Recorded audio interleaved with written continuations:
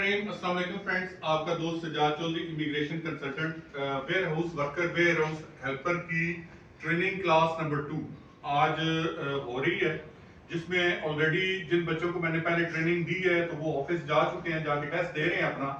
अभी एक और कैंडिडेट आए हैं तो उनके लिए मैं ट्रेनिंग क्लास नंबर 2 ले रहा हूँ।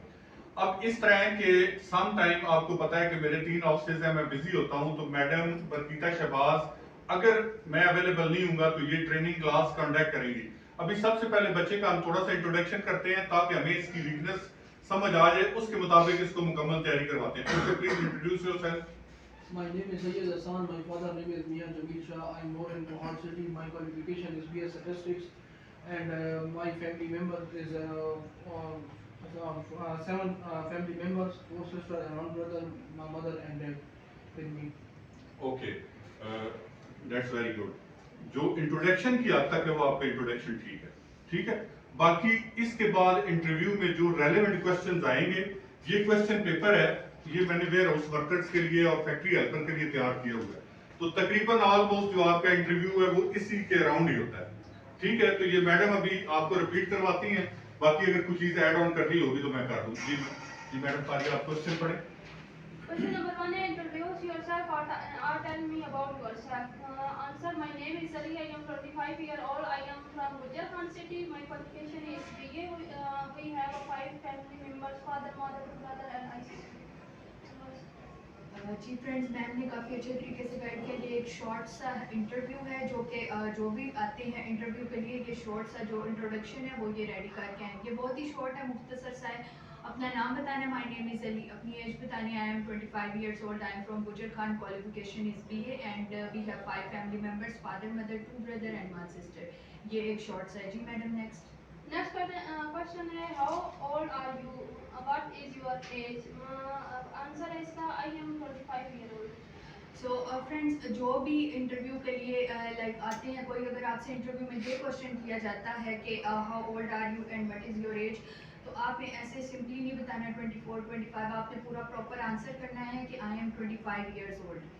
Next question है, tell me about your experience or what is your current job? I am working as a warehouse helper in from last 2 years.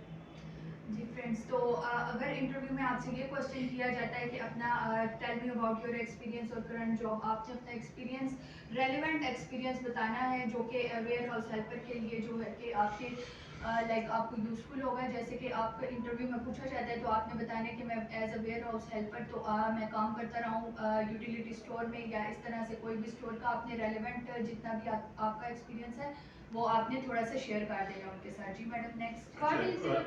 एक minute. Okay, first of all मुझे ये बताइए कि आपका कोई एक्सपीरियंस है, जॉब एक्सपीरियंस है, उसको थोड़ा बताइए। क्या जॉब एक्सपीरियंस, क्या करते हैं? अच्छा, okay. First of all please listen very carefully. As far as the warehouse worker jobs, you know it's a white collar job, it's not a labour job. जब आप यहाँ पे जाएंगे तो आपको, अगर आप उन्हें बताएंगे ना कि मैंने डाटा एंट्री ऑपरेटर के तौर पे काम किया हुआ है, तो मुझे यकीन है कि वो आपको फौरन सेलेक्ट कर लेंगे। आप मेरी बात समझ रहे हैं? क्योंकि यहाँ पे वो लड़के उन्हें चाहिए होते हैं कि जो कंप्यूटर स्किल्स जिनकी अच्छी हैं, ठीक है। तो वो आजकल आपको पता है कंप्यूटर तो हर शोबे में चल रहा है, लेकिन अगर आपकी कंप्यूटर स्किल्स अच्छी हैं, डाटा एंट्री ऑपरेटर के तौर पे काम करते रहे, तो ये आपके लिए यूजफुल होगा। बाकी जो नॉर्मल बंदा है जो कंप्यूटर नहीं जानता, तो उसके लिए मौजूद तरीन जवाब ये है कि भाई मैं यूटिलिटी स्टोर पे काम करता रहा हूँ, मैं इम्तियाज स्टोर पे काम करता रहा हूँ, मैं किसी मल्टीनेशनल कंपनी के साथ काम करता रहा हूँ, ठीक है, तो मैं टेक केयर करता रहा हूँ। तो ये उसका मुनासिब तरीन जवाब होगा। अंडरस्टैंड? चलिए नेक्स्ट। Next question है, what is your job responsibility as a warehouse helper? Answer है, picking, packing, scanning, loading, unloading. तो अगर आपसे इंटरव्यू में ये क्वेश्चन किया जाता है कि आपकी जॉब रिस्पॉन्सिबिलिटी क्या है as a warehouse helper, तो आपने सिंपली बता देना है कि पैकिंग, स्कैनिंग, लोडिंग, अनलोडिंग। तो आपका यही as a warehouse helper यही आपका काम है। जी, नेक्स्ट क्वेश्चन है, what's your greatest strength as a warehouse helper? Answer, I am able to stand working for long period and I am a hard worker. जी, तो अगर interview में आपसे ये पूछा जाता है क्वेश्चन में कि ग्रेटेस्ट स्ट्रेंथ क्या है आपकी as a warehouse helper, तो आप जिस जॉब के लिए अप्लाई कर रहे हैं उसके आपने बता देना है कि as a warehouse helper I am able to stand, कि मैं खड़ा रह सकता हूँ काफ़ी लॉन्ग पीरियड के लिए। तो ये एक आपकी ग्रेटेस्ट स्ट्रेंथ है, आप यंग हैं तो आप खड़े हो सकते हैं लॉन्ग टाइम के लिए, ये आपने ब्रीफ कर देना उनको। जी मैडम। Next question है, you came for which position interview? Answer, warehouse helper. तो अगर आपसे पूछा जाता है इंटरव्यू में कि आप किस पोजीशन के लिए लाइक इंटरव्यू दे रहे हैं, किस पोजीशन के लिए आप अप्लाई कर रहे हैं, तो आपने सिंपली बता देना वेयर हाउस हेल्पर, जैसा कि आप सभी लोग जानते हैं। अच्छा, इसमें एक चीज और मैडम, जिस वक्त आपने इंडिपेंडेंट ट्रेनिंग करवा रही होंगी ना, सबसे पहले आपने ये नहीं देखना कि आप जो घर बैठी हुई ऑडियंस है उसको मुखातिब है। आपने सबसे पहले ये देखना है कि जो बच्चा हमारे पास ट्रेनिंग के लिए आया है उसको आपने आंसर क्वेश्चंस में थोड़ा सा एंगेज करना है। मिसाल के तौर पे वेयर हाउस वर्कर की क्या ड्यूटीज हैं, थोड़ा सा बताएं मुझे। Packing, scanning, loading, unloading. शाबाश, वेरी गुड। आप बहुत ही मतलब एक्टिव माइंड के साथ ट्रेनिंग में हैं, लेकिन कुछ लड़के ऐसे होते हैं जब ज्यादा तादाद होती है तो वो एक्टिव माइंड के साथ नहीं होते, हम उनको ट्रेनिंग क्लास दे रहे होते हैं, वो कहीं और पहुंचे होते हैं। तो वेरी गुड। और what is your greatest strength as a warehouse worker? I am able to stand long time. I am a hard worker man. And very good, very good, जबरदस्त। इंशाल्लाह मुझे उम्मीद है ये बच्चा हो जाएगा। जी नेक्स्ट कंटिन्यू। Next question है, why you want to come to Dubai? I want to come to Dubai for bright future and more salary to support my family.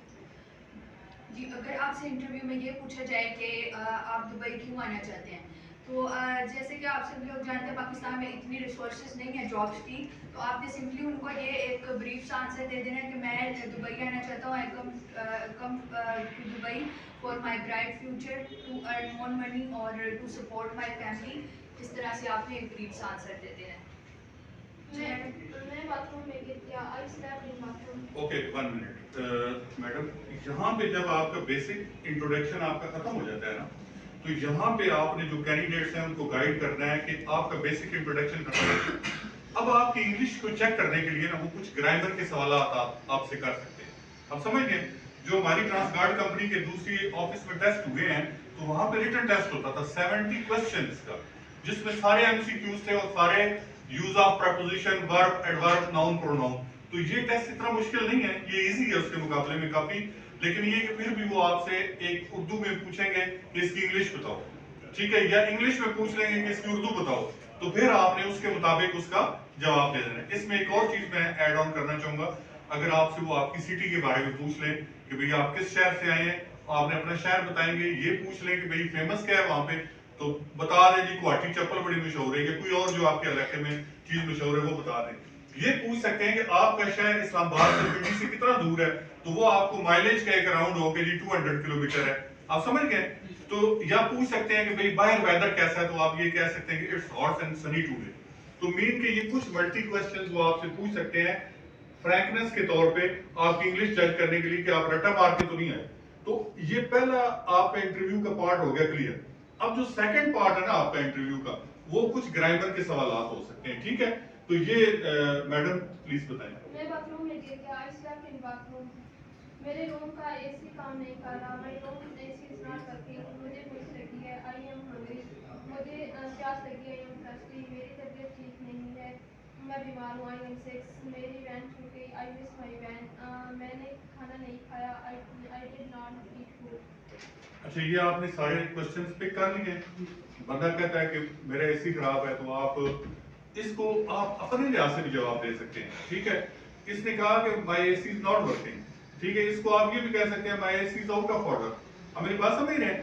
तो मेन चीज है कि अगले बंदे को कंसेप्ट आपने क्लियर करना है कि भाई आपको इंग्लिश आती है, आप बेसिक क्वेश्चन, इसका मेन थीम क्या है? मेन थीम ये है कि कल जब आप 20 दिन के अंदर फ्लाई करके चले जाते हैं यहाँ से, तो वहां पे पाकिस्तान में तो आप नहीं होंगे, कुआट में तो आप नहीं होंगे कि आप पश्तो बोल सकें, समझ गए। वहां पे दो लैंग्वेज है, या उनकी अरबी है तो या अरेबिक है, या उनकी इंग्लिश है। तो आपकी फर्स्ट लैंग्वेज जो लोगों से अपनी बात कम्युनिकेट करने के लिए होगी वो इंग्लिश होगी। अब चूंकि आप वेयर हाउस वर्कर हैं, आप किसी कंपनी में लेबर तो है नहीं कि 300 बंदा एक जगह पे काम कर रहा है और उनका जो ठेकेदार है या सुपरवाइजर है सिर्फ उसका उसके साथ लिंक है। आप वेयर हाउस वर्कर में है, हो सकता है किसी बड़े वेयर हाउस में हो जहां पे लोगों का आपके साथ इंटरेक्शन हो, यानी कि scanning, barcoding, loading unloading, packing, कितना मतलब जनरल पब्लिक से भी आपका इंटरेक्शन हो सकता है, ठीक है। तो उस वक्त जब आपकी फर्स्ट लैंग्वेज इंग्लिश हो जाती है तो वो आप ताकि कम से कम अगले बंदे की बात समझ सकें और अगले बंदे को अपनी बात कम्युनिकेट कर सकें। अच्छा, इसमें एक दूसरी बात, लास्ट बात, फिर मैडम क्लोज करती हैं, वो आपसे ये पूछ सकते हैं कि आप अपनी बीएड का इसको छोटी करवा लेंगे या खत करवा लेंगे, तो इसका प्लीज आपने अपने माइंड में रखना है। वो थोड़ा सा इन चीजों पे ये कंपनी कंसर्न है, ठीक हो गया। तो इसके अलावा कुछ चीजें मैं और आपको एक दो चीजें बाकी ऑडियंस के लिए बताना चाहूंगा। देखें, जो लोग ऑलरेडी दुबई रह चुके हैं ना, ये मैं आपकी फ्रेश की बात नहीं कर रहा, जो लोग ऑलरेडी दुबई रह चुके हैं, हमें नहीं पता कि वो दुबई किस रीजन से वापस आए हैं, वहां से लड़ के आए हैं या क्या इशू है। अगर वहां पे उनका कोई इशू हो या ऑलरेडी उन्होंने कोई वीजा अप्लाई किया हुआ तो कंपनी आपका वीजा रिजेक्ट कर देती है। अब मेरी बात समझ रहे हैं कि ऑलरेडी इन इश्यूज की वजह से आपका वीजा क्या हो जाता है, रिजेक्ट हो जाता है।